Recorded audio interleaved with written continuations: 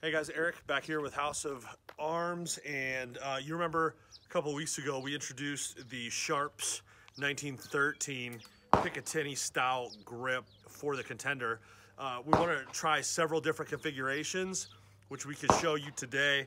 This still has the FS1913, the SB Tactical folding brace on it, but I swapped out barrels. So now we're wearing a 10.5 inch 17 HMR barrel. It's actually an old TC Custom Shop barrel, and I slipped my Silencerco Spectre II suppressor on here, just so you can kind of get an idea of what maybe a backpacking rifle type setup would look like.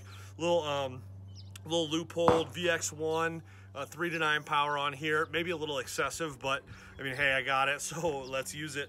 But what's crazy is, without the can on here, folded up, if you were just to throw this guy into a day pack or even a hydration bladder, you got 16 inches from the tip of the muzzle to the back of the brace. So here's what the long side looks like if you were to see that all folded up.